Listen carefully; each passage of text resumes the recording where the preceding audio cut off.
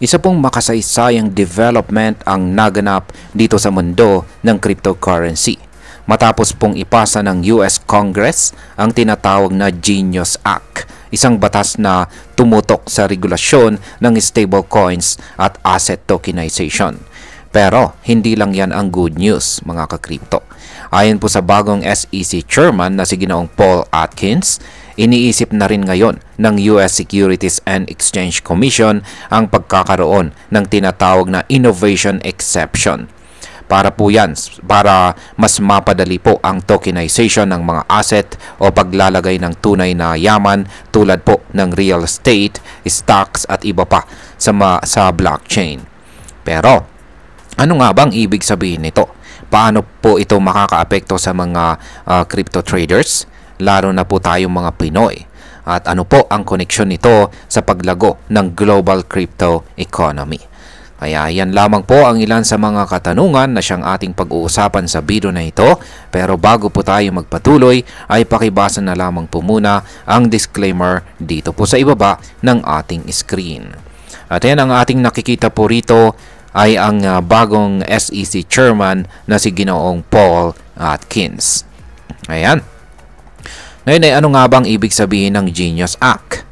Ang Genius Act o ang Generating Effective National Innovation in the United States ay isa pong panukalang batas na naglalayong bigyang linaw ang regulasyon ng mga stablecoins. Partikular na kung paano ito pwedeng gamitin bilang legal na pambayad at parte ng mga malaking financial system ng Amerika. Napakahalaga po ng bill na ito dahil bipartisan ang suporta.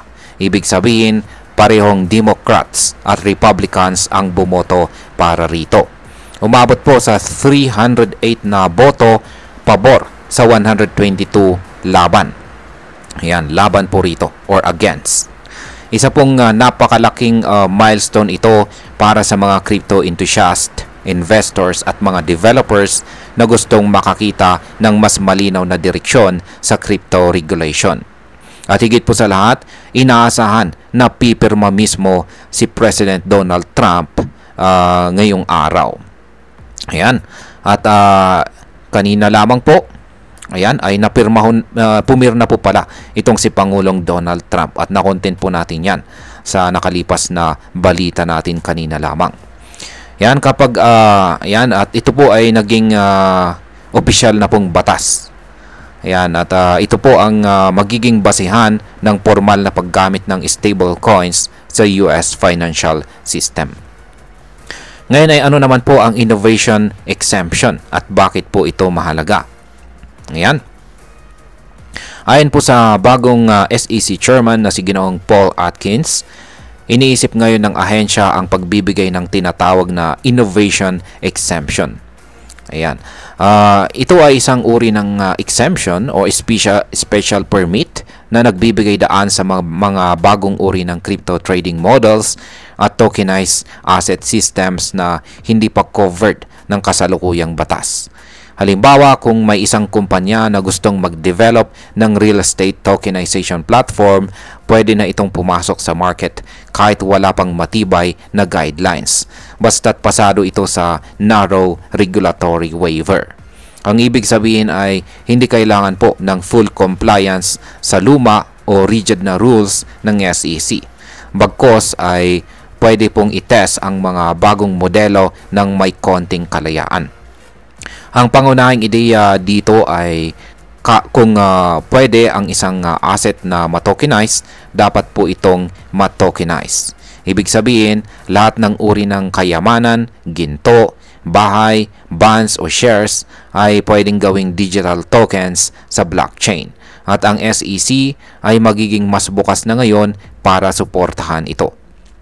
Ngayon ay bakit po napakahalaga ng tokenization ng mga asset? Ang asset tokenization ay isa sa mga pinaka-importanting application ng blockchain technology ngayon. Sa halip na ang isang asset ay i-handle sa traditional na paraan, pwede na itong hatiin, gawing tokens at i-trade or ibenta sa isang digital exchange. Halimbawa, isang 100 million pesos na condo unit pwede po itong i-divide sa 100 tokens. At bawat isa ay pwede mong bilhin o i-trade o i-hold bilang asset. Ito po ay democratization of investing, kung saan ay kahit ordinaryong tao ay pwede pong mag-invest sa mga dating pang-rich or pang-mayayaman lamang na opportunities. At kung ang SEC mismo ay nagbibigay ng innovation exception para rito, ibig sabihin ay malapit ng maging mainstream ang tokenized investing. Ngayon ay paano naman po naiiba si Ginoong Paul Atkins kay Ginoong Gary Gensler?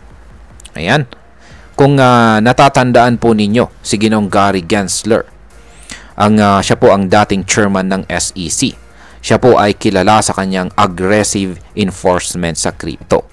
Madalas po siyang nagfa-file ng mga kaso laban sa mga crypto companies at projects kahit na wala pang malinaw na batas. Pero pagdating po rito kay Ginoong Paul Atkins ay meron po siyang ibang pananaw. Sabi niya ang SEC ay dapat magbigay ng malinaw na patakaran para sa mga crypto developers at innovators, hindi lang puro enforcement. Gusto niya ng constructive approach para mas umunlad ang crypto industry ng may tamang regulasyon. At sa totoo lang, ito ang dapat na direksyon. Hindi po sapat ang takutin ang mga developer, kailangan din silang i-guide at i-encourage para maabot ang potensyal na technology. At ayan, para po sa atin bilang mga Pinoy crypto enthusiast, kahit hindi tayo nasa Amerika, malaki po ang epekto ng mga regulasyon ng US sa buong mundo ng crypto. At bakit? Dahil karamihan po ng mga malalaking exchanges, token issuers at institutional investors ay nakabase po sa US. Kapag naging malinaw na ang patakaran ng US sa stable coins at tokenized assets, lalakas po ang kumpiyansa ng global investors at mas dadami po ang real-world applications ng crypto. Ibig sabihin ay posible pong makakita tayo ng mas stable at predictable na market, mas maraming investment opportunities at mas ligtas na pagpasok sa crypto ecosystem. At syempre, kung tuloy-tuloy po ang innovation sa tokenization, baka sa hinaharap ay pwede na tayong bumili ng fraction ng real estate sa US o maging co-owner ng mga international assets gamit lang ang ating smartphone at crypto wallet. Kaya napakaganda po talaga. At bilang panghuli, ang masasabi ko naman tungkol sa development na ito ay game changer po ito. Sa wakas ay nagkakaroon na ng mas maayos na direksyon ang Amerika sa usaping crypto. Ang kombinasyon po ng Genius Act at ng proposed innovation exception ay nagpapakita po ng openness ng regulators sa innovation at hindi na po sila puro pag-ban or pagsita lang sa mga crypto. Kung magpapatuloy po ang ganitong klase ng leadership gaya ng ipinapakita ni Ginoong Paul Atkins, hindi po malayo na maging sentro muli ang Amerika sa susunod na global financial revolution. At tayo naman bilang mga Pinoy, dapat maging handa rin tayo sa pagbabagong ito. Dapat po nating pag-aralan ang asset tokenization, subaybayan ang mga bagong project at maging active sa legit crypto communities. Dahil kapag dumating ang panahon na maging global standard na ang tokenization, siguradong kasama tayo sa unang aani ng bunga nito. At ayun, hanggang dito na lamang po tayo sa video na ito mga ka-crypto. Marami pong salamat sa panonood. Ingat po tayo lagi at God bless po sa ating lahat.